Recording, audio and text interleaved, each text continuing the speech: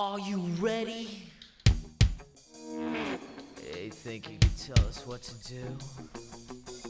You think you could tell us what to wear? You think that you're better? Well, you better get ready. Bow to the masters. Break it down!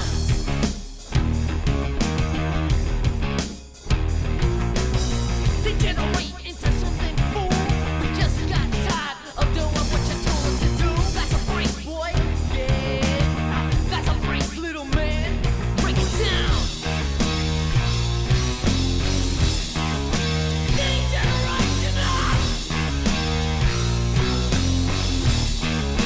Degeneration. You think you can tell me what to do? Who you're talking to? Well, you better get used to the way the ball bounces. I see what you got. It measures in ounces. Hello everyone and welcome to Classic Gaming Today, where we take a look at the gaming experiences of the past through the eyes of the present. I am your host Tony, and today we're going to look at WWF No Mercy, a wrestling title developed by Asmic Ace Entertainment and Aki Corporation, and published by THQ for the Nintendo 64 back in the year 2000. We're going to talk about that game in just a couple minutes, but first, as is usual, just a little bit of housekeeping up front. This is episode number 142. I am excited to be here. I hope all of you are as well. If you'd like to reach out, let me know how I'm doing, provide feedback, comments, suggestions, or just talk about classic games and technology in general, I would love to hear from you, and there are a few ways you can reach out. I have an X account with the handle @ClassicGamingT. I have an email address, which is classicgamingtoday@gmail.com, and we have our Discord server. The link is in the show notes.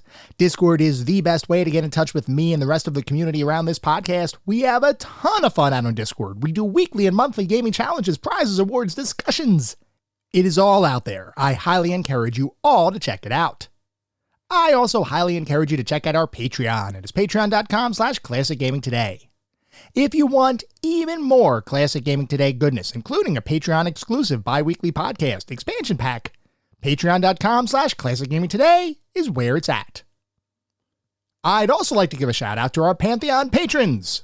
They are ISO, Rich Senewal, David Morton, Sam Twardowski, Sean Oliver, and Maximus Marshall, Steve Novoselic, Wendell Jr., Chris Snowden, Left-Handed Guitarist, The Bay 101, Toucan Sam, Super Smash Burger, Christopher Fose, and Marek.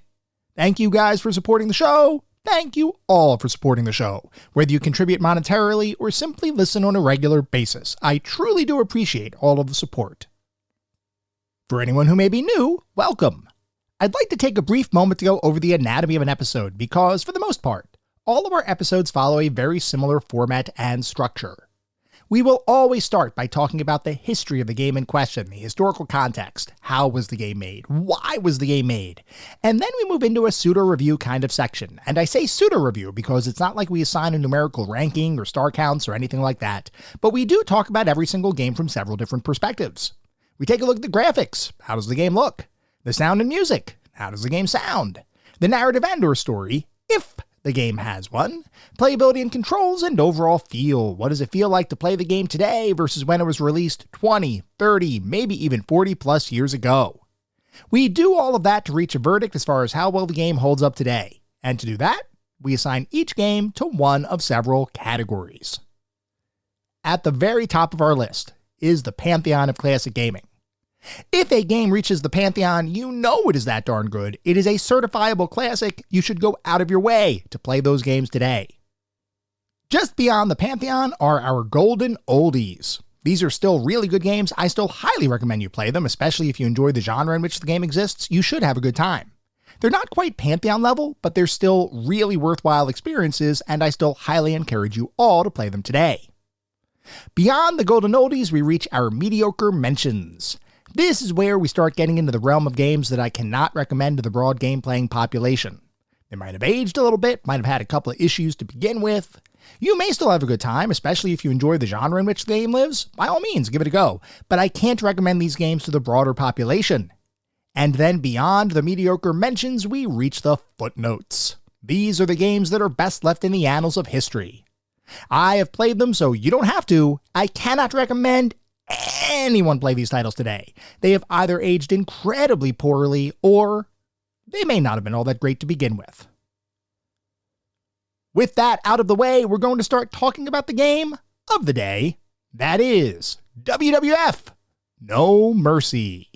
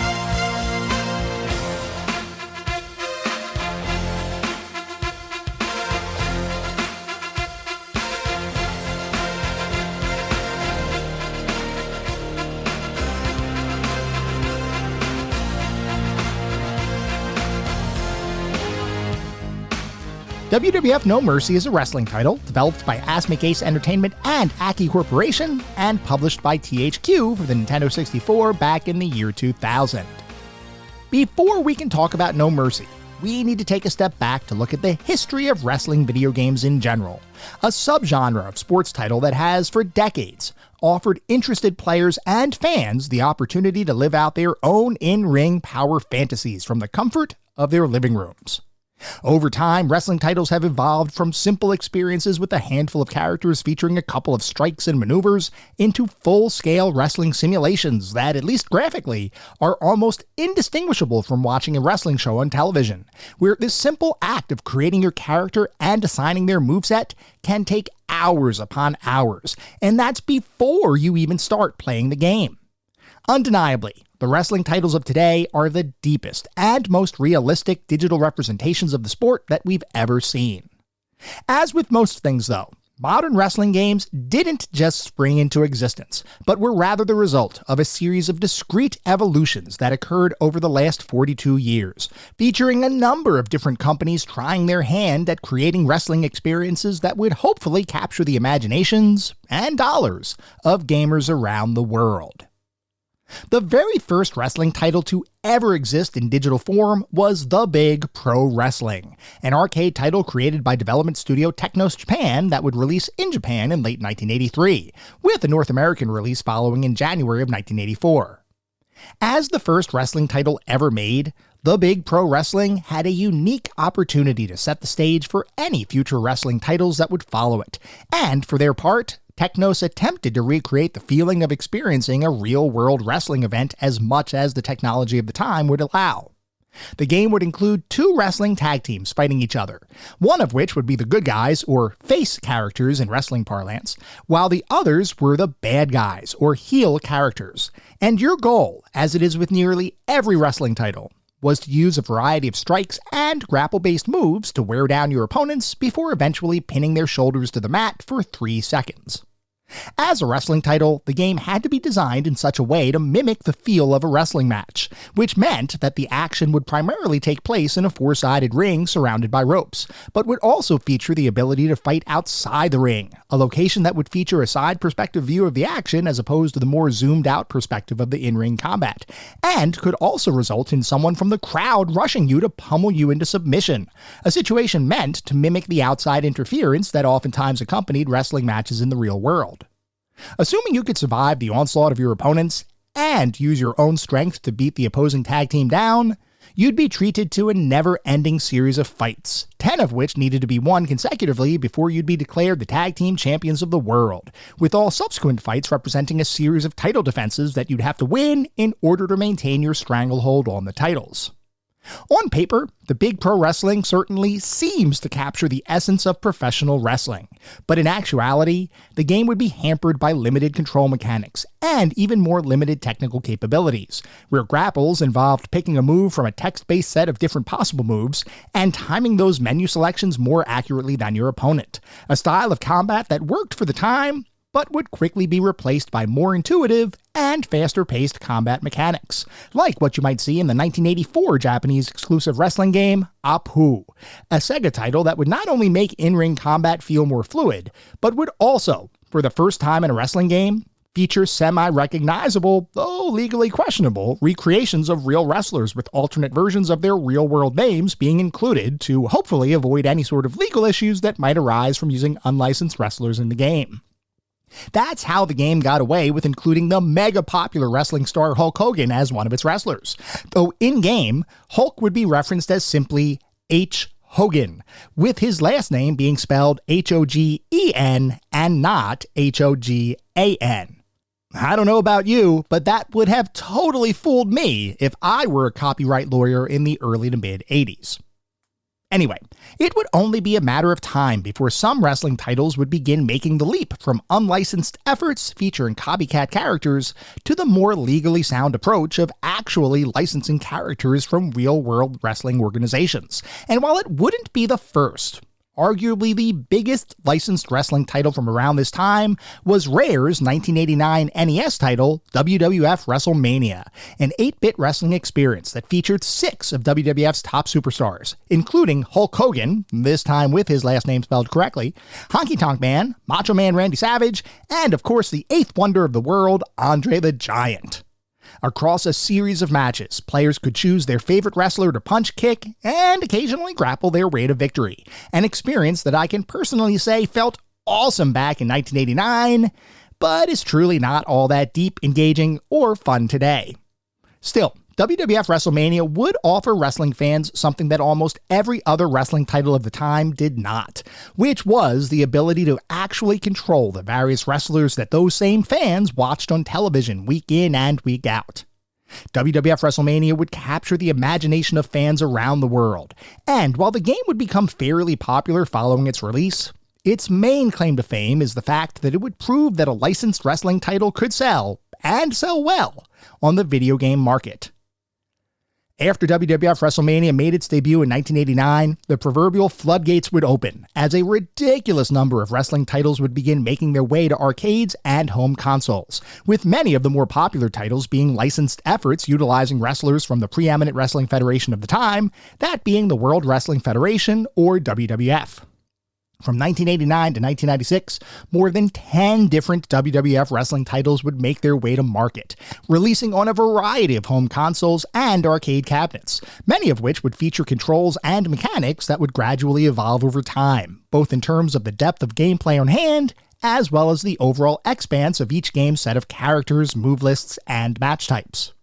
For many wrestling fans, especially those who remembered the earlier, less full-featured wrestling titles from the early 80s, the explosion of wrestling titles in the early to mid-90s was a great time to be alive, and hopefully a harbinger of even greater things to come.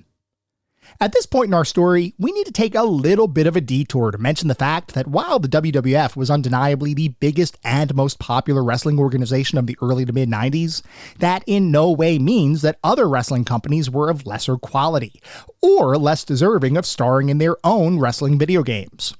In fact, there were a number of other wrestling organizations that would end up being featured in a variety of wrestling titles, both here in the United States, as well as in other countries where wrestling was popular, like most prominently Japan.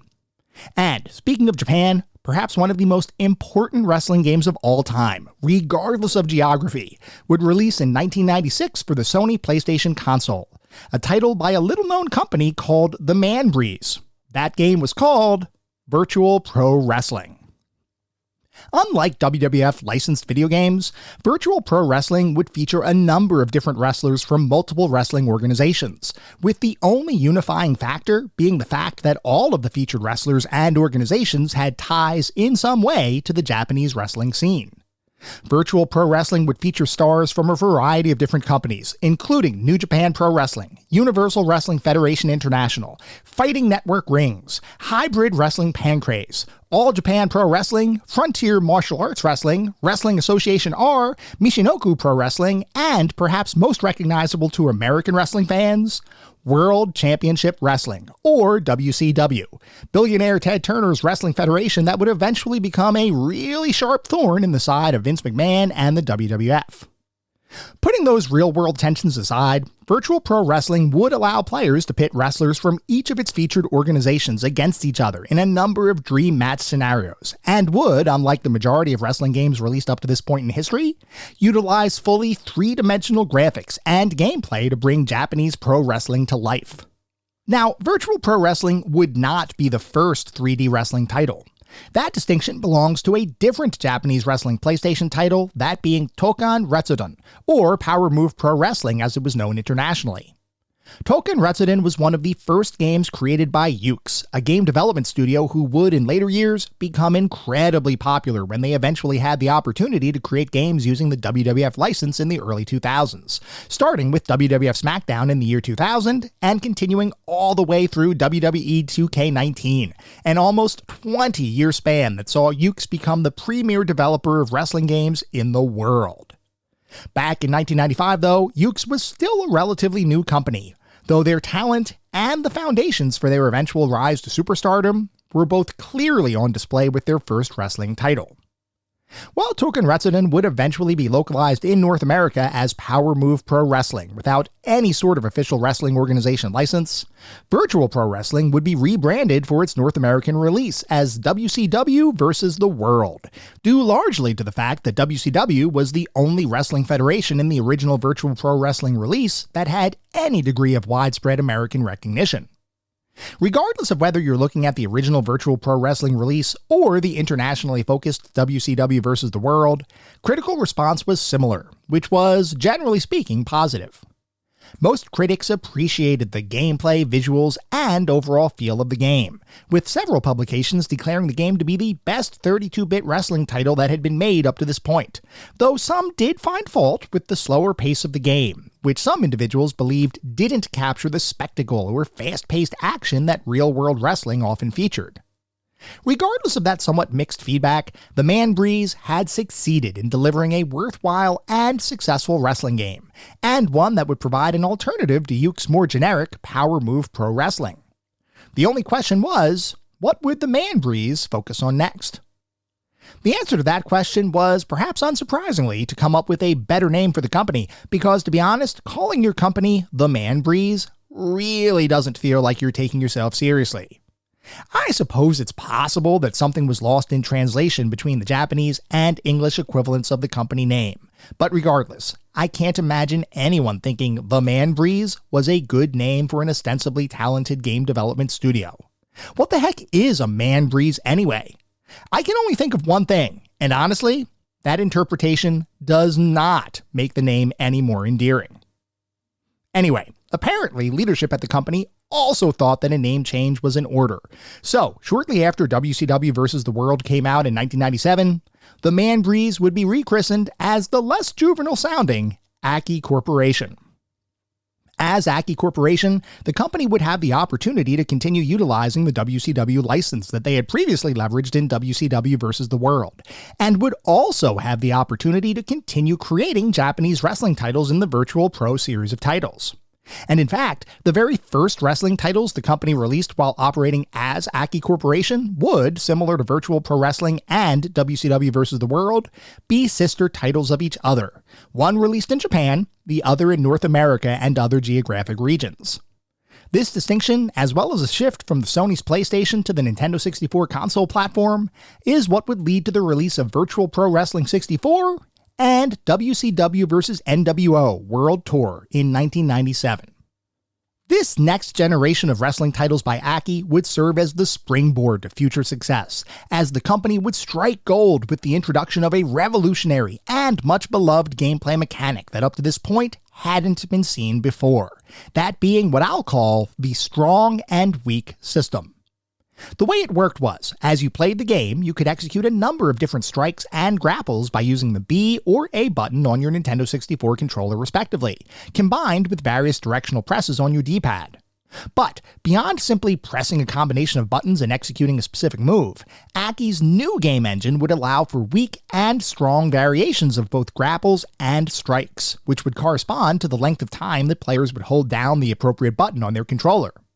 If you wanted to execute a weak strike, as an example, you'd simply tap the B button, and a quick, hard-to-counter, and not all that damaging punch might follow. If you wanted to execute a stronger strike, however, you'd have to hold down the B button for a brief period of time, effectively representing you charging up your strike, so to speak, which would then result in a slower, easier to block, but much more powerful attack against your opponent. This same concept would be applied to the game's grapple system, which when combined with the revised strike mechanics, made it so that the total number of moves available to each of the game's characters was vastly improved from their predecessors, while at the same time providing dramatically deeper gameplay for players to enjoy, whether fighting against computer or human-controlled opponents. While it wasn't recognized at the time, this weak, strong gameplay mechanic would become an absolutely revolutionary addition to wrestling titles, though unfortunately, that gameplay enhancement would be combined with a game that, more times than not, failed to fully recreate the feeling of participating in a wrestling match. Sure, the in-ring action was better than it had ever been, if not a bit slower paced than what many players expected, but everything surrounding that in-ring action was either missing or fairly limited. For those who may be unaware, real-world wrestling events are generally a combination of athleticism and spectacle, where the in-ring, and sometimes out-of-ring action, is paired with over-the-top pyrotechnics, diverse ring entrances with a variety of different walkout music, and a series of different championship belts for individuals to strive for, combined with various storylines and dramatic events that serve to add tension and meaning to any given match or altercation. WCW vs. NWO World Tour featured none of that, other than a quality in-ring experience, and in the process, it would receive a fair amount of criticism for being a good, but not stellar, wrestling experience. Luckily, Aki would take that feedback to heart for its next wrestling title, which would once again use the WCW license to great effect. That new title, entitled WCW NWO Revenge, would mark a turning point for wrestling games, as it would, for the first time, combine the deep in-ring action of its predecessor with the over-the-top spectacle of real-world wrestling events and television programs, and in the process, would become a blockbuster release for the company, as well as game publisher THQ. Unlike WCW vs. NWO World Tour, WCW NWO Revenge would be the first Aki game to not only leverage the WCW license, but also drop the sibling relationship with the Japanese-centric Virtual Pro Wrestling series, making it so that Aki didn't have to straddle two distinct wrestling worlds and styles, but could instead focus on delivering the best possible WCW experience the world had ever seen, including brand new gameplay modes, better graphics, an enhanced version of the grapple and strike system from WCW vs. NWO World Tour, championships to win, and a huge roster of recognizable wrestlers to use and customize. WCW NWO Revenge would represent a dramatic leap over its predecessor in nearly every way, and critics and players alike would take notice, with the game receiving rave reviews en route to becoming the best-selling console game in North America just 1 month following its release. For all intents and purposes, WCW NWO Revenge represented the pinnacle of wrestling titles released up to this point, with the only question being, how could Aki continue to iterate on their newfound success to develop even bigger and better wrestling games? Well, the answer to that question would come from Aki's publishing partner THQ, who in 1999 would acquire the coveted WWF license, meaning that THQ could now make games using WWF wrestlers, events, and arenas, an incredibly lucrative deal given the fact that WWF had finally beaten WCW in what was known as the Monday Night Wars, a period of time in the 90s when both wrestling organizations competed with one another on a weekly basis. For a time, WCW had overtaken WWF in terms of popularity and television ratings, driven largely by an edgier and more mature approach to delivering their weekly shows and monthly pay-per-view events, which WWF would respond to with their own mature content during the company's so-called Attitude Era. Both WWF and WCW would trade blows constantly throughout the 90s, before WWF eventually emerged victorious, and in the process, would once again become the preeminent wrestling organization in the world. Which is why THQ's acquisition of the WWF license was such a big deal in 1999. As WCW was failing in popularity, WWF stock continued to be on the rise, and it only made sense that THQ would attempt to create a brand new wrestling game using their newly acquired license. given the past success Aki Corporation had enjoyed with their WCW games, and in particular WCW NWO Revenge. Working with Aki to create a new WWF wrestling game was pretty much a no-brainer, which is what would eventually lead to the creation of WWF WrestleMania 2000 in late 1999. Similar to how WCW NWO Revenge represented an evolution over its immediate predecessor, WWF WrestleMania 2000 was a direct evolution over the incredibly popular WCW NWO Revenge, with more advanced gameplay options, even more match types, a ton of different arenas, a full suite of characters representing WWF's most popular stars, and perhaps most importantly, a full-fledged create-a-wrestler mode, where players could create the wrestler of their dreams, or nightmares, and assign not just a unique visual appearance to their creations, but also a full assortment of punches, kicks, grapples, and taunts, making it so that a wrestler created by a player was, for all intents and purposes, as full-featured as any Aki-created superstar. And in fact, talented players would take it upon themselves to augment their character rosters with even more wrestlers than what had been delivered on the game cartridge itself, using various combinations of attire, moves, and appearances to craft a wide assortment of fictional and real wrestlers to use in the game. This was a legitimate game changer for Aki, and effectively represented a superfecta of awesomeness. In one game, you had an incredibly deep and engaging fighting system, coupled with all of the bells and whistles that fans would expect from a wrestling experience, including a rudimentary story mode, combined with the ability to customize the game's roster as much as you wanted, and finally paired with the ultra-popular WWF license, which when taken in total, was an almost surefire recipe for success. And success is exactly what WWF WrestleMania 2000 would enjoy, as shortly after its release, it would be praised by critics and gamers alike, many of whom declared the game to be the best wrestling game ever created, at least up to this point in history. Aki had struck gold once again, and were, in the eyes of many, the best wrestling game developer in the industry. Aki, however, was not one to rest on their laurels, as shortly after work completed on WWF WrestleMania 2000, work would begin on Aki's next wrestling game, which was, you may have guessed, WWF No Mercy. As with most of Aki's wrestling releases, No Mercy would improve upon WWF WrestleMania 2000 in nearly every possible way, with even more moves, characters, match types, creation options, and branching storyline modes, combined with advanced graphics, smoother and more nuanced gameplay, and a multiplayer mode that, while fun in prior Aki titles, was downright addicting in No Mercy. No Mercy represented the culmination of nearly all of Aki's wrestling game design know-how that they had acquired over their prior releases. And when you consider that the WWF license was about as popular as ever when the game released, hopes were high that the game would be an even greater hit than any of its predecessors. The only question was, would those hopes be met with critical and commercial success? The short answer to that question is yes, they would, as upon its release in November of the year 2000, WWF No Mercy would be critically acclaimed, with countless publications declaring the game to be the absolute, no question about it, best wrestling video game ever created. Players would similarly be impressed with the title, as No Mercy rocketed up the sales charts to eventually sell over 1 million copies, and in the process, took over the living rooms, dens, and dorm rooms of countless players around the world, as wannabe WWF champions fought against each other to prove themselves as the best wrestler amongst their friend groups. I am not exaggerating when I say that No Mercy was a big deal, and the multiplayer gameplay in particular was so addicting that it made otherwise responsible individuals shirk off commitments in order to play just one more match against family, friends, and occasionally enemies. With No Mercy's success, you might assume that a sequel would be greenlit nearly immediately. Only here, you'd actually be wrong.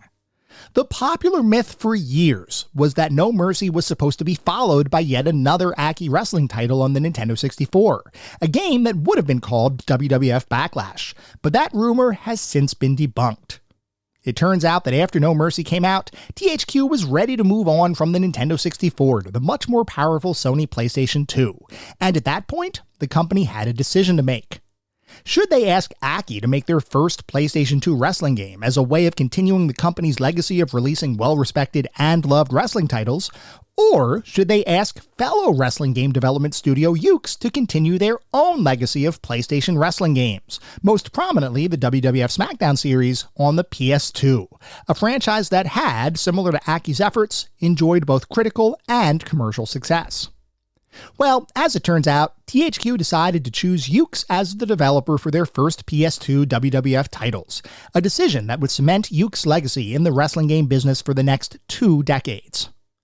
Aki, by contrast, would end up shifting its focus away from wrestling titles focused on established wrestling organizations, and would instead partner with hip-hop record label Def Jam to create the Def Jam series of wrestling titles, where various rap stars would be able to compete against one another using an evolved version of the No Mercy engine, providing gamers everywhere a chance to continue to enjoy Aki's unique take on wrestling combat, albeit with a decidedly different feel than their prior WCW and WWF efforts.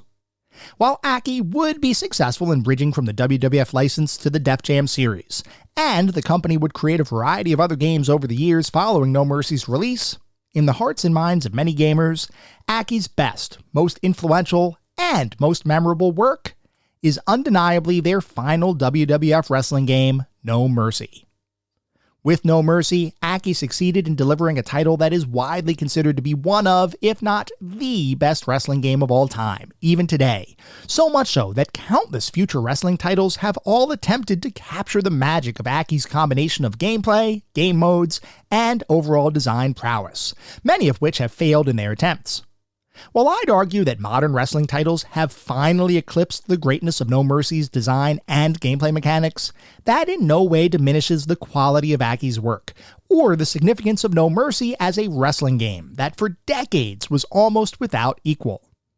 The simple fact is that No Mercy remains a standout wrestling experience, is undeniably one of the best wrestling titles ever made, and is unquestionably a true classic in every sense of the word. And as such is definitely a title that deserves to be remembered. I think I'm cute. I know I'm sexy. I've got the looks that drives a girl wild. I've got the moves that really move 'em. I said chill up and down their spine. I'm just a sexy boy. I'm not your boy toy. I'm just a sexy boy. I'm not your boy toy. I make them hot. I make them shiver. Their knees get weak whenever I'm around. They see me walk. They hear me talk. I make them feel like they're on cloud 9. I'm just a sexy boy. I'm not your boy toy. I'm just a sexy boy. I'm not your boy toy. Ain't your heart out, girls? Hands off the merchandise.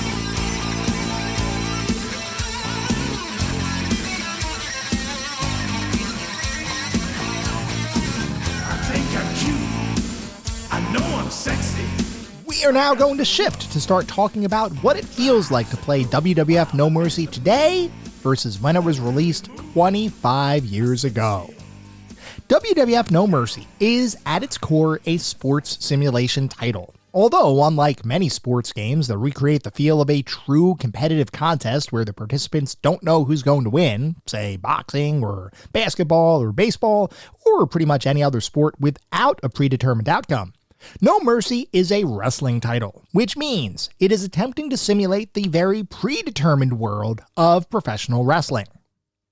Unlike watching a professional wrestling event on television, where the participants know the outcome of the match and the allure is really how the performers sell the drama of their own rivalries, No Mercy does provide a competitive environment for players to enjoy, meaning that you play No Mercy just like you would any other sports game, with only your skills and abilities, and the game's artificial intelligence being the determining factor as to whether you win or lose any given match. It's not like your goal in the game is to put on the best match possible on the way to a predetermined outcome dictated by some behind-the-scenes booker. Though honestly, that'd be a pretty awesome style of wrestling game too. But no, in No Mercy, your goal, as with every other sports game in existence, is to beat your opponents and emerge victorious.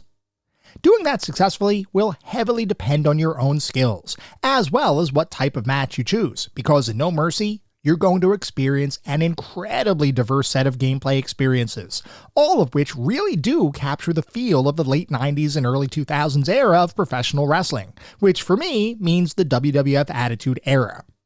This is not a wrestling podcast, obviously, and I'm not assuming any pre-existing knowledge of professional wrestling or its main stars, but just to put things into perspective, the WWF was, and still is under its new WWE moniker, the predominant wrestling organization in the world, with millions of fans across the globe, all of whom love seeing their favorite wrestlers duke it out in the hopes of winning the gold.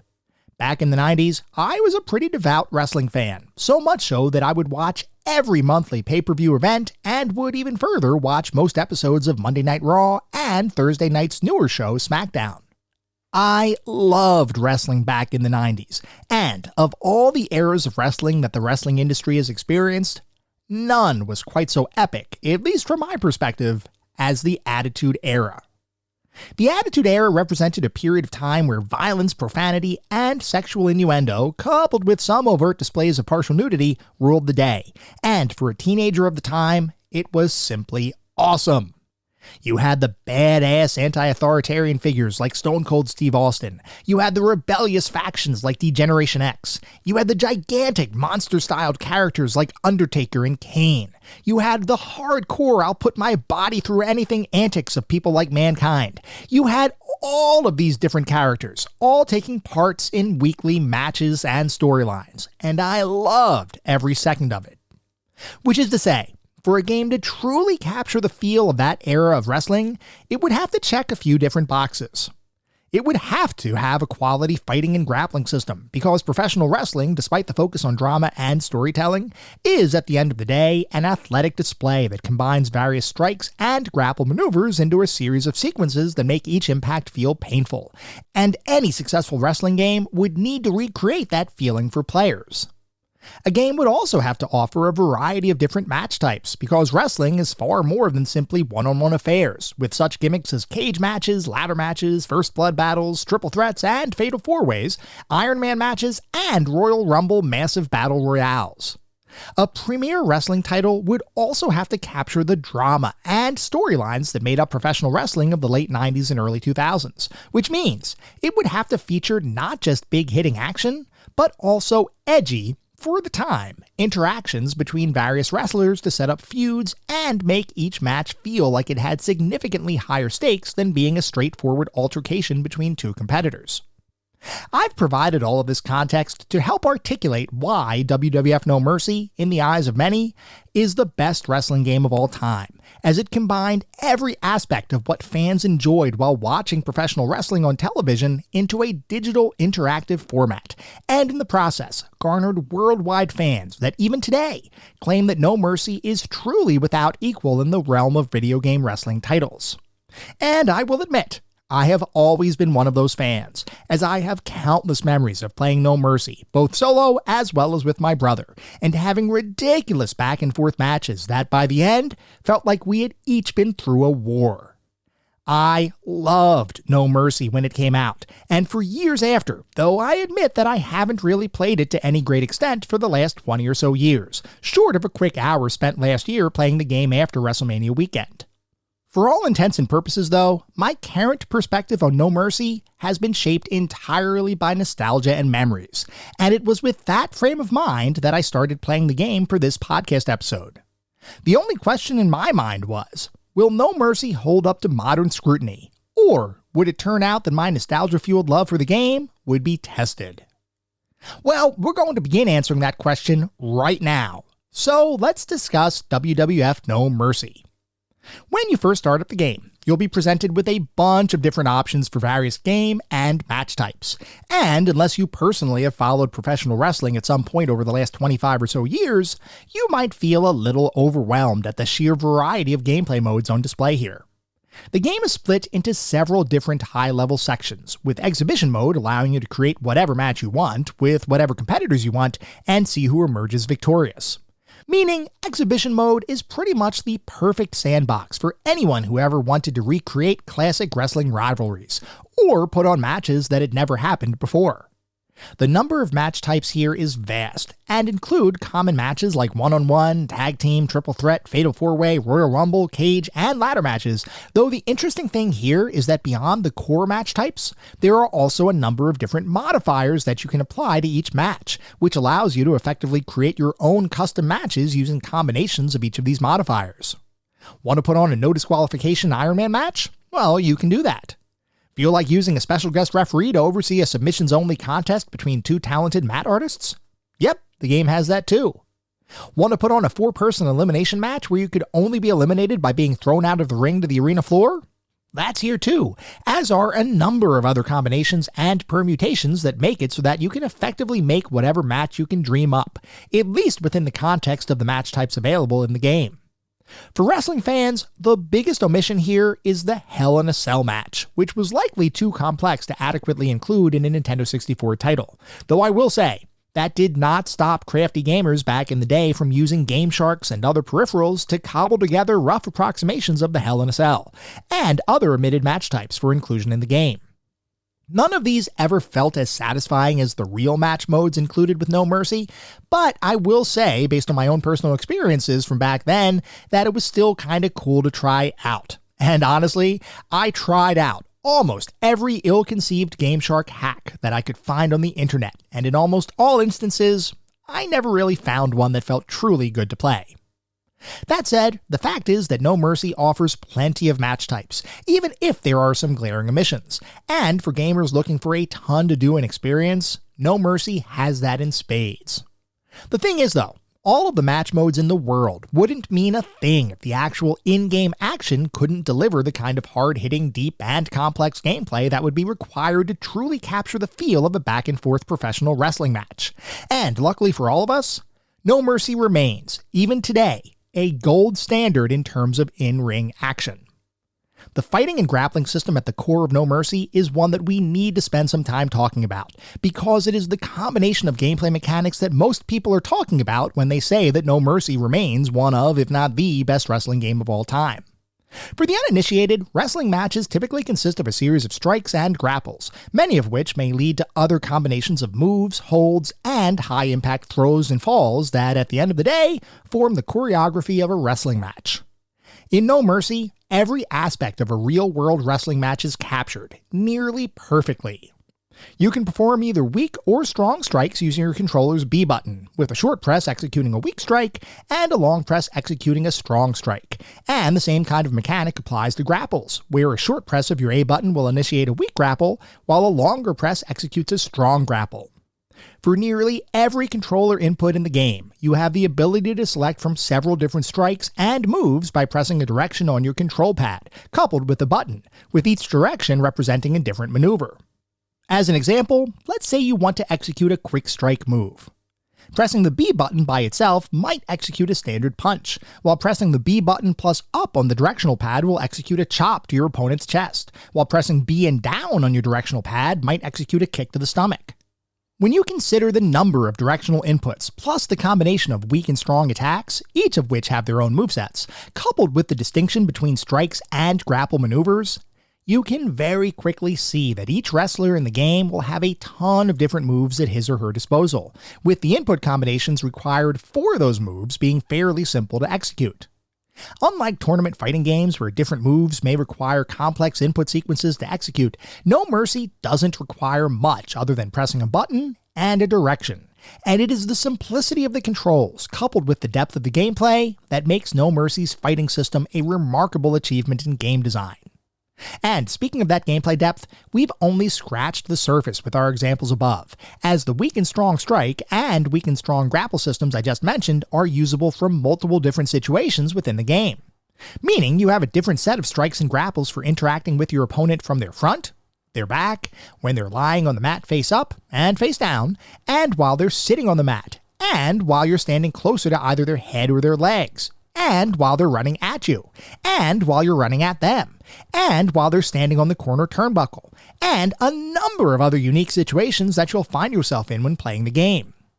This all combines together to create an experience where in nearly every situation you encounter, you'll have a unique set of moves to execute, all of which follow the same simple control scheme we discussed earlier. And that's not even to mention the counter and reversal system, where pressing your right shoulder button at the appropriate time in a strike's animation will execute a block and counter attack, and pressing your left shoulder button can, if timed correctly, reverse grapple maneuvers. The reversal system bears a special shout out because some of the most drama-fueled moments of gameplay occur when you and your opponent exchange a number of reversed and counterattacked moves, each in sequence, as the crowd reacts with increasing levels of excitement as they, along with the player, wonder who is going to come out on top. This back-and-forth gameplay is prevalent not just in the game's reversal system, but also in the attitude meter for each wrestler, which is effectively a reflection of how confident the wrestler is at any point in the match. If you manage to string together a series of grapples and strikes, coupled with some taunts to really get the crowd going, your attitude meter is going to go up, which will make it easier for you to reverse moves and land more impactful strong grapples and strikes. At the same time, your opponent's attitude meter is going to begin to drop, which will make it harder for him or her to reverse your moves, and will, generally speaking, make it much more difficult to survive a pinfall or submission, especially later in the match. When you max out your attitude meter, you'll be able to perform an additional taunt by flicking your analog stick, which activates a several second period of time where the word special will flash on your attitude meter readout, meaning you are as close to invincible as the game allows, and will be able to reverse nearly any move and recover from any attack almost immediately. This is also when you'll be able to execute any of your wrestler's finishing maneuvers, which are typically incredibly damaging moves that will oftentimes spell the end of a match for your opponent. Being able to land your finishing move feels suitably impactful, and especially if after a long back-and-forth fight, hitting your finisher brings about a cathartic release of adrenaline, especially if it results in the ref counting 1, 2, 3, and declaring you the winner of the match. That is, assuming you're playing a match that requires a pinfall, because like I mentioned, there are a ton of different match types and win conditions that can potentially be applied to any single matchup. As an example, in a cage match, your goal is to escape the cage that is now surrounding the ring, so you basically need to beat your opponent senseless enough to have them not stop you from climbing the cage, which, by the way, is tied to the top C button on your controller. Or you may be in a triple threat ladder match, where you need to manage multiple opponents and target each one separately, while also letting them beat the snot out of each other while you take a breather.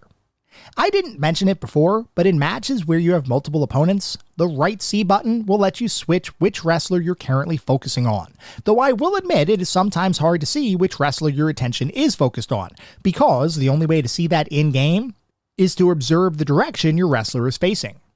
When a couple of opponents are near each other, it can be difficult to know who you're locked onto, which can, on occasion, lead to some costly mistakes. Anyway, in that triple threat ladder match, your goal is to place a ladder in the center of the ring, climb it, and retrieve an object from the top of that ladder. Here, once again, you need to make sure your opponents cannot stop you from your climb, which means they'll effectively need to be knocked out to give you enough time to climb the ladder and retrieve the object suspended above the ring. Other match types have similarly unique win conditions, and if you're familiar with professional wrestling, everything here is 100% as you would expect given the wild world of professional wrestling. If you're not a wrestling fan, some of the match types and options might be confusing, so I would encourage anyone without familiarity to reference either an online guide or the game's instruction manual to understand what the different match types are and how to win each individual match type. The fact is, the diversity of matches and the depth of the gameplay, move, strike, and grappling systems is so vast that I can't possibly cover everything in our discussion today. Suffice it to say, if you've seen it in a wrestling ring, you will almost certainly be able to execute it in the game, and that execution will feel really good to pull off. Something else you might have seen in a wrestling ring are the various storylines, conflicts, and interviews that typically accompany professional wrestling shows. And here, No Mercy provides what is effectively a story mode with their championship mode gameplay options. In Championship mode, you select one of several different wrestling titles available in the game, of which there are 7. Select your character, and do your best to either win or defend that specific wrestling belt. While that sounds simple in theory, this mode is actually much deeper than it has any right being, and as such, we probably should discuss it a bit more before we move on. Like I mentioned, you can select one of 7 different championship belts to focus on at a time, and while that sounds like that decision would result in one of 7 different potential storylines, the reality is, there are dramatically more stories to be told in each of those championship storylines. The reason for that is that the game utilizes a branching narrative structure for each title, with a number of unique storylines that can potentially play out, each of which is specifically chosen for the title that you're attempting to win or defend. Because many of these storylines will progress whether you win or lose your match, the actual amount of content here, and the number of storyline branches, is pretty darn remarkable for what amounts to a sports simulation title. To put it into perspective, for my playthrough in preparation for this episode, I played through each championship mode once, winning the belt for each playthrough. By the time I reached the end of each championship narrative, the game told me that I only uncovered between 10 to 15% of the content available for that championship, which means, in order to see all of the different storylines, interactions, and match types embedded in the championship mode, you need to play through each belt's storyline multiple times, taking different paths in each narrative, until you finally see everything there is to offer. The cool thing here is that each narrative borrows directly from real storylines that took place during the WWF Attitude Era of the late 90s and early 2000s, with various events and situations being changed to match the wrestler you've selected to play. For a fan from that era of wrestling, this felt amazing to re-experience, and it didn't take long before my wrestling nostalgia took over as I saw events play out that I remember watching in real time back when I was younger. That said, the story mode here, and the various cutscenes that precede and follow different matches, is pretty lightweight, with text-based speech bubbles from various wrestlers appearing over their heads to advance individual storylines, with most cutscenes including maybe several different lines of text before dropping you back into the action. This is admittedly a bit of a mixed bag for me, because I love the over-the-top nature of wrestling storylines and drama, so I personally would have wanted even more story exposition and rivalry setup than what the game provided. At the same time though, I appreciated keeping the story cutscenes short and to the point, as they let me get back to the in-ring action faster.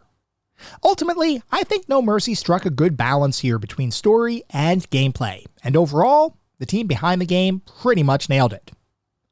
What they didn't nail in all instances was the difficulty of some of those story mode fights and the accompanying artificial intelligence of the computer-controlled opponents. And here, I need to single out a single match type that became the bane of my existence, and was also used way too much during the various storylines prevalent in the game. That match type was the handicap match.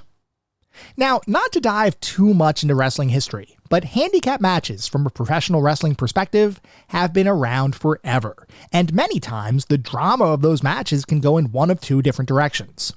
Either the match is set up to show a couple of wrestlers being absolute ruthless bullies to the single wrestler, in which case they just run wild over that singular opponent and win the match via the unfair advantage that the handicap provides. Or the match is set up to show how one underdog can potentially overcome the odds and defeat 2 or more opponents through their wits, strength, and overall perseverance. In both instances, the predetermined outcome of the match is designed to evoke drama for the fans, and because each performer in those matches knows the outcome and what they need to do to tell the best story to reach that outcome, handicap matches can be really fun to watch and experience in real life. In video game form, where there is no predetermined outcome and you're fighting to simply win the match, handicap matches can be infuriating, especially in No Mercy, because the computer-controlled characters can be ruthless. If you attempt to stand toe-to-toe with the computer during a handicap match, you will lose, horribly, because they will spam you with double-team moves that are 100% not reversible or counterable. My first handicap match in No Mercy's championship mode was a painful experience, as I tried to play the match like I would any other wrestling match, which meant mixing in a variety of weak and strong moves in the hopes of wearing down my opponents, only to discover that I couldn't adequately fight one opponent without drawing the ire of the other opponent, a situation that made me lose that match a number of times before figuring out the right strategy to handle handicap matches. Before I relay that strategy, I should mention that in championship mode, there are occasions where a given narrative path needs to be beaten, as opposed to the storyline reacting to either a win or a loss. Several of those must-clear storyline branches did in fact involve handicap matches, which means you would need to repeat that match until you eventually beat it, assuming you could in fact beat the match. Anyway, back to my handicap match strategy.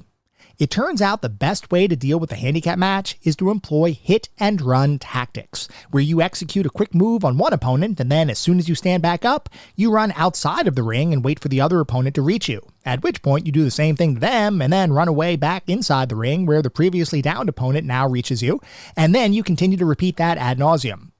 You need to do this almost exclusively until you wear down your opponents enough for them to spend some time on the mat following a move, after which you can begin to more normally target each opponent without absolutely needing to run away after each move. Though even then, if you get caught by a few double team moves, you'll likely be heading for a loss, so it really does behoove you to play these matches carefully, which at the end of the day doesn't feel all that great, since this, unlike other match types in No Mercy, feels dramatically more gamified and oddly paced than the other matches, which provides a true digital representation of their real-world counterparts. Oh, and that's not even to mention the backstage handicap matches, which are dramatically worse than any matches that may have taken place in the ring. I didn't mention it before, but No Mercy does feature backstage areas, with a variety of locations, unique weapons, and environmental features that once again make the game feel like a full-scale recreation of the professional wrestling atmosphere of the late 90s. But having a handicap match in a backstage area is a recipe for frustration, as the hit-and-run tactics that I described earlier, where you could use into and out-of-ring movements to split opponents up, becomes null and void in a backstage area with no environmental obstacles to use to your advantage. This match type is perhaps the harshest test of skill in the game, and getting past one late championship backstage handicap match was cause for celebration, simply because it was so unfairly difficult that when I finally beat it, I felt like I had just won the lottery. All that said, even handicap matches like that one will become easier the more you play the game, and as someone who hadn't appreciably touched No Mercy for over 20 years, I admit that my skills were a bit rusty. Fast forward a number of hours, and I was back in fighting shape, with all of my ring rust a distant memory. By the time I had finished playing that final championship mode, I felt like a true wrestling veteran, and there was little the game could throw at me that would cause any significant challenge. Getting to that point, though, that was a bit tricky. Beyond that championship mode, there's also a survival mode that, as the name suggests, is a way to test how long you can survive against a never-ending stream of opponents. This mode feels like a simple test of your skills, though there is also a side benefit to competing in this mode, which is you can unlock certain wrestlers, like my personal favorite, the Heartbreak Kid Shawn Michaels, by beating them in survival mode. You can also unlock other moves, wrestlers, weapons, and various other content by visiting the SmackDown Mall, which is an in-game store where you can spend any money you've won in the various modes throughout the game to unlock various new content to expand your wrestling experience even more broadly than what's delivered in the base package. Playing the game and seeing in-game unlockables earned by using in-game money was a treat, and reminded me of the pre-microtransaction era of gaming, where unlocking new content was simply a matter of spending the right amount of time in-game to acquire the resources needed to unlock that content, rather than opening your wallet and spending real-world money on in-game items. That being said, some of the unlocks here cost a ton of money, so much so that getting the highest valued unlocks will take a significant amount of time. As an example, to unlock Shawn Michaels without beating him in survival mode would cost $50,000, which is, I believe, the most expensive unlock in the game.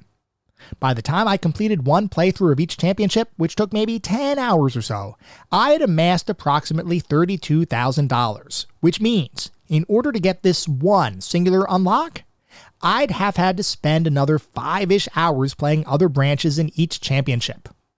What this means is that for any unlocks that you can accomplish by playing different game modes like survival mode or experiencing different branches in specific championships, it is almost always more time effective to achieve those gameplay-based unlocks, as opposed to spending your hard-earned in-game money on those unlocks at the SmackDown Mall.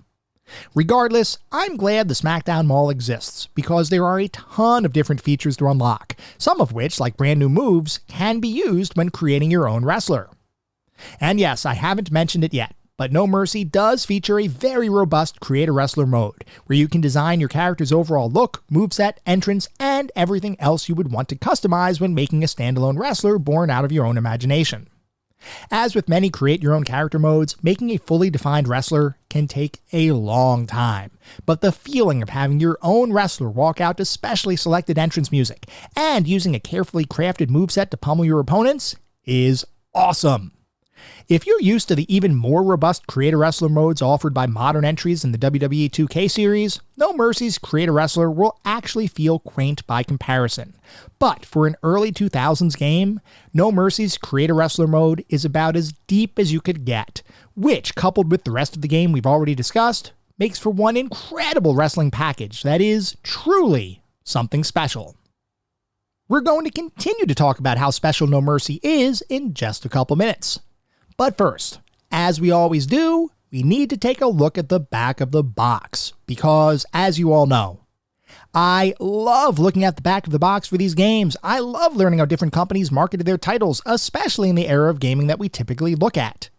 Back then, we didn't have a pervasive internet. We didn't really have gameplay videos we could look up online. Back then, most of the time our buying decisions were made based on word of mouth from family and friends, reviews we may have read in magazines, and what the box actually looked like in the game store. Did the front of the box make the game look cool? If so, we pick it up. Did the back of the box make the game sound cool? If so, we might purchase it. If not, back on the shelf it would go. So, for WWF No Mercy for the Nintendo 64 home console, the back of the box says, "Wreak havoc on the Federation. Jump into the ring with the biggest, baddest jabronis around and experience brutal WWF action never before seen in a console game." And then there are some screenshots with a couple of captions like, "All new ladder match. Take on the entire Federation in survival mode. Take the action out of the ring in 10 different backstage areas. All new double team moves like the Dudley 3D Death Drop. And over 65 WWF superstars." And that is the back of the box for WWF No Mercy, and I have got to say, even though the content is light, pictures speak 1,000 words, and the back of the box for No Mercy as a wrestling fan, even today, where I don't watch wrestling as religiously, I do occasionally tune in for different things, but even looking at it now and knowing what wrestling has become and what wrestling games have become, this box totally sells me. It has the right attitude, the fact that there is a ladder match on the back of the box, which is one of my favorite match types just in general, but also seeing that the ladder match has now come to wrestling games, and granted, this is a little bit from the perspective of somebody back when this first came out, but just looking at the back of the box, looking at the screenshots, looking at the kind of action in there, it all just looks really good. And as a wrestling fan, I can't imagine you looking at the back of the box and thinking, nah, I'm going to skip this one. No, this one definitely deserves to be on your shelf. I bought it when it first came out. It continues to be just simply awesome, and the box definitely sells me on the game. We're going to move beyond the box now to start talking about the more specific aspects of the game, and we're going to start by talking about the graphics. The graphics in No Mercy are perhaps one of the most aged aspects of the title, as from a modern perspective, everything here looks really, really dated. The characters and environments all look like they were created at the dawn of three-dimensional video game visuals, which of course they kind of were, but even knowing that fact, the graphics are definitely a bit difficult to look at. I mean, each wrestler in the game looks close enough to their real-life counterparts, and it's not like the graphics are technically bad or poorly optimized. It's just that the graphics here pale in comparison to modern wrestling titles, and you only need to look at the texture-mapped faces of several of the game's characters to realize that what you've just seen is nightmare fuel that may, in fact, haunt your dreams. The character models are all a little bit better designed, though they are much chunkier and polygonal than what you'd expect if your only exposure to wrestling games was the more modern efforts with significantly more advanced graphics. Even coming at it from the perspective of someone who enjoys this era of graphics and has played No Mercy plenty of times before, the graphics and character models are all a bit rough, and perhaps more than any other aspect of the title, definitely makes the game feel a bit more like a retro experience. Animations, by contrast, are all incredible, with every move, grapple, and strike lovingly created to mimic the real-world action you'd see if you were watching a professional wrestling match. The animations really save the visual aspect of the game, because they properly sell the impact of each move, and in some ways, even use the chunkiness of the game's character models to further enhance the impact felt by certain maneuvers. It may sound odd to say that the animations make the rest of the game look and feel better than the graphics itself, but it's true. It's damn true, and points to anyone who gets that reference. This is one of those rare cases where the animated sequences offset the lower fidelity of the game's graphical environment, and given the focus on the gameplay that represents the core of the entire experience, that counts for quite a bit with this one. Overall, No Mercy's graphics are absolutely dated, though there's just enough goodness here to not be a complete turnoff for more modern gamers. Moving on to the sound and music, the music in the game is a bit of a mixed bag, with each wrestler having excerpts of their entrance music, all of which is heavily compressed and oftentimes sounds much worse than their real-world counterparts.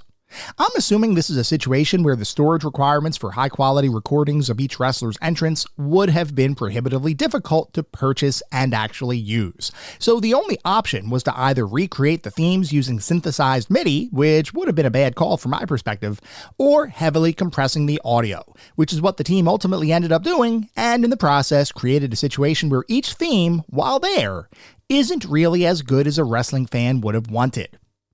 Beyond each wrestler's themes, the game also features background music that plays during your matches, which, no. Just no. Shut that stuff off. For me, background music in a wrestling game heavily distracts from the in-ring action, and makes the experience feel like a standard fighting game, which from my perspective really sells the wrestling experience short. It took me less than 10 seconds of listening to the match background music before I simply quit the match and turned off the music, because it just feels strange to me to play a wrestling game with music playing the whole time. I can't really assess the background music beyond that, other than to say, I wouldn't personally listen to it. And the reason I wouldn't listen to it is because what I want to hear in a wrestling game is the sound effects, from the roar of the crowd to the sound of the referee's 1, 2, 3 count to the impact of each wrestler crashing into the ring's mat. And here, No Mercy absolutely delivers the kind of hard-hitting sound effects that enhance the gameplay experience, and I loved every thump, thud, and crunch that the game played as I delivered merciless beatdowns to my opponents. Leaving the background music on would have distracted from those effects, which in this case would have seriously degraded my enjoyment of the game. I know, some of you might think this is an odd way to feel, but take it from me. If you've ever played No Mercy before, and you didn't turn the background music off, give it a try with the music turned off. I guarantee you'll have a better time. Overall, the auditory environment in the game is a bit all over the place, with the wrestler themes being heavily compressed, but at least present in the title, which is good. The background music being something you should actively avoid listening to and probably should be left to rest in peace, and the sound effects being truly amazing. Taken as a whole, I'd give the audio in the game a pass, but only because the sound effects really do enhance the feel of playing the game. Moving on to the narrative and story, this is one of those games that does in fact have story-based elements, like we talked about when we were discussing the championship mode, but doesn't really have an overarching narrative prevalent throughout the experience. As such, I can't really summarize the story here, other than to say that if you watched wrestling in the late 90s and early 2000s, you will recognize the story beats in the game. And if you didn't watch wrestling around that time, or aren't a wrestling fan to begin with, the storylines here will often feel a bit disjointed and a little strange. My wrestling nostalgia made me enjoy each storyline I experienced, but if I were to take a more critical view of the whole thing, I admit that the storylines here are nothing to write home about. If you aren't an Attitude Era wrestling fan, you'll likely think that these stories are subpar narratives, and if I remove my own nostalgia goggles, I recognize that from that perspective, that sentiment is likely true. But the fact of the matter is, it doesn't matter what you think. Points again for anyone who gets that reference. Because this is a wrestling game, and I am a wrestling fan, so I'm going to look at it from that point of view. Which is to say, No Mercy perfectly captures the feeling of Attitude Era WWF storylines, complete with all of the questionable content that came along with that era of wrestling. And I, for one, loved it. Moving on to the playability and controls, we've already talked extensively about the playability and controls for the game, so I'm not going to spend any appreciable time rehashing that discussion. What I will say, though, is that the controls and overall gameplay mechanics are what make No Mercy one of the best wrestling games of all time. It doesn't have the best graphics, and it doesn't have the best audio, but what it does have are some of the best gameplay mechanics in any wrestling title ever made. I'd argue that modern iterations of the WWE 2K series do in fact get close to matching No Mercy's quality here, especially given the expansiveness of those games' movesets and situational maneuvers. But the fact is that No Mercy is as widely remembered as it is for a reason, and that is that the game simply feels amazing to play. This is truly the game's saving grace, and from my perspective, is so good that it makes up for any shortcomings the game may otherwise have. That said, like I mentioned earlier, the artificial intelligence during certain game types can be a bit brutal to deal with, and I really do feel like handicap matches should have either had their difficulty tuned, or perhaps not been parts of mandatory matches in the game's single-player championship mode. Those challenges are able to be overcome, but they represented a bit of a speed bump in what was otherwise a perfectly designed gameplay experience. Overall, though, No Mercy is an incredible game and remains one of the best wrestling games ever created. And that's the bottom line, cause CGT said so. So, what is our verdict on WWF No Mercy? Well, despite certain aspects of the game showing its age, No Mercy's gameplay and core grappling and fighting mechanics are truly timeless. And in a game whose main focus is, grappling and fighting, that certainly counts for a lot. The moment-to-moment feel of the game perfectly captures the feeling of a professional wrestling match, and from my perspective, you can't get much better than No Mercy as a holistic wrestling simulation of the bygone WWF Attitude Era, and the act of professional wrestling in general. Which is why, for me, WWF No Mercy has just become the newest member of our pantheon of classic gaming.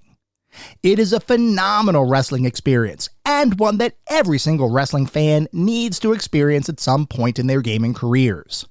Even if you're not a wrestling fan, you need to play this game, if only to understand what all of the fuss is about. No Mercy is a monumental achievement in gameplay and design, and as such, absolutely deserves its spot in our pantheon of classic gaming. And if you're not down with that, I've got 2 words for you.